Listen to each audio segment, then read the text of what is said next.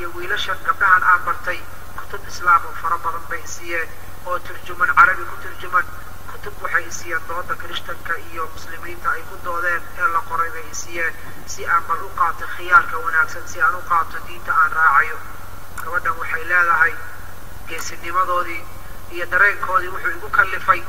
inaan markii dambe ku dhiirageliyo zakariya butrus inaan u ballamiyo ay la doodaan anigoo meesha fadhiya ay kula doodaan bal si aan u ogaado ninkii ii faani jiray daciifka uu yahay khiyaanadiisa inta ay la eg tahay si aan u ogaado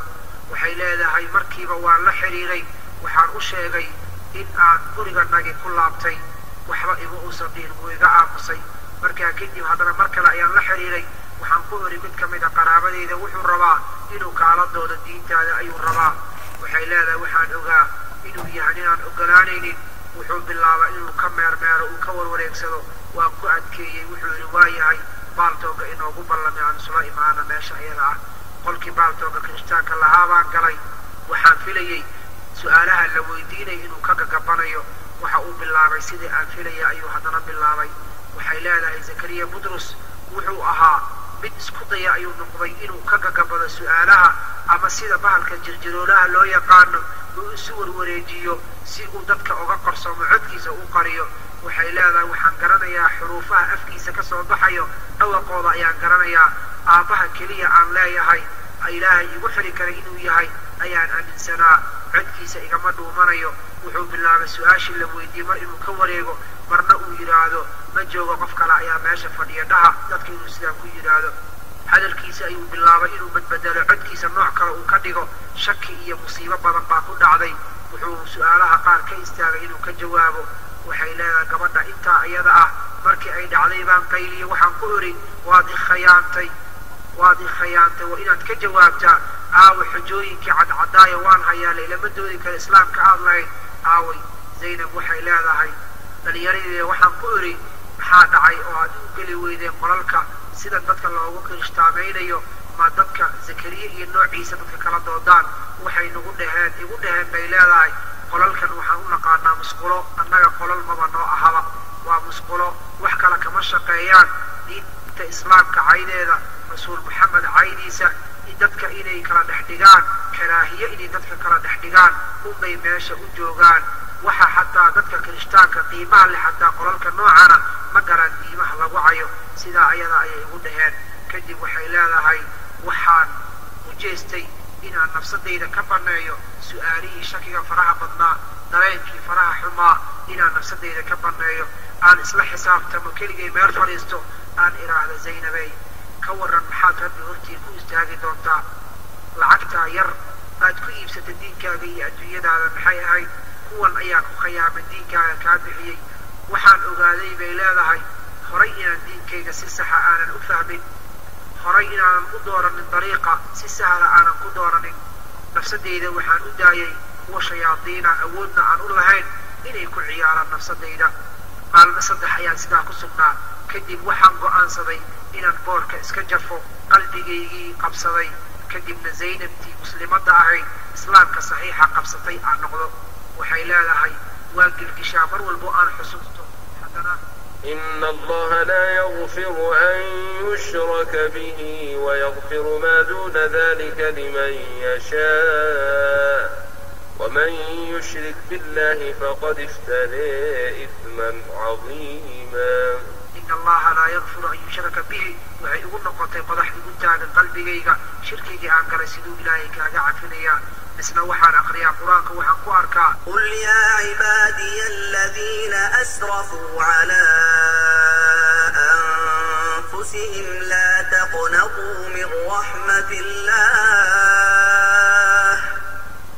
إن الله يغفر الذنوب جميعا إنه هو الغفور الرحيم آيادا أيا هدنا قنعسا إندهيغا وحا كسو قلقلا إلما أيا كسو داتا أيا إلهي وحان أركي قلبيغا إنو إقول ريحيو إنان تكدو إلهي أن السجود الله واحد كا شريك اللهين أن أويو هبين إيا مارين إلنتين عن قلقليو إلهي سيدي قدام من دافو سينا وحي لالا حدنا أنيقو سيدا درينسان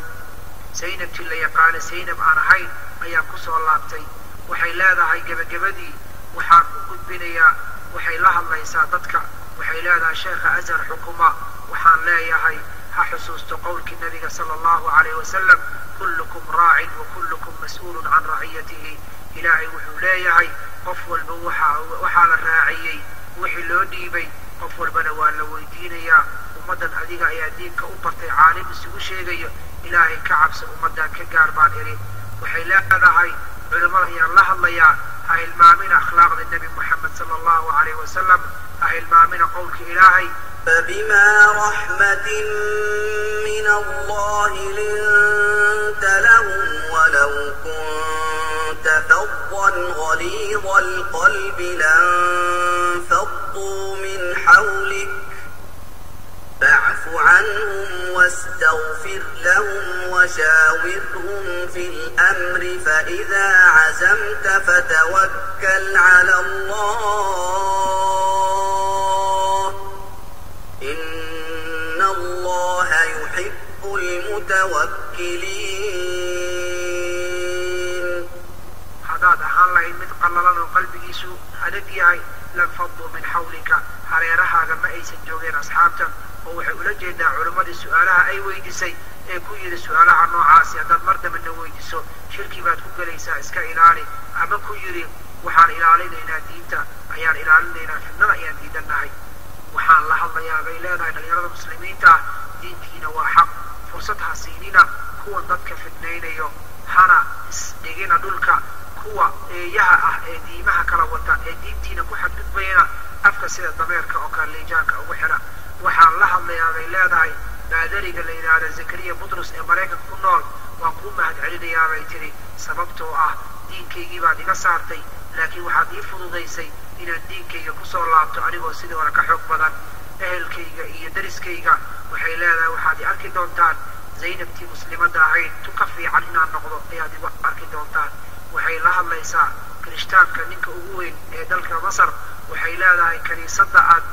mas-uulka ka tahay ee qibdiyiinta ay leeyihiin raalli miyaad kaga tahay waxa zakariya butrus uu samaynayo, fidnada uu ka dhex bixinayo dadka islaamka aflagaadada u geysanaya ee muslimiinta ma raalli baad ka tahay? kutubta uu soo qoro sanad walba ee dalka masar la keeno, bogga hore waxa uu kusoo sawiraa sawirkaaga, bogga dambana sawirkiisa, haddana waxaas ayuu ku hadlayaa. gebagabadii zaynab waxay tidhi waxaan rajaynayaa beydka ilaahay inaan soo booqdo, kacbada xargaheeda aan ku dhago si aan meesha ugu ooyo ilaahay si uu dembiga iga dhaqo. إلا الذين تابوا وأصلحوا واعتصموا بالله وأخلصوا دينهم لله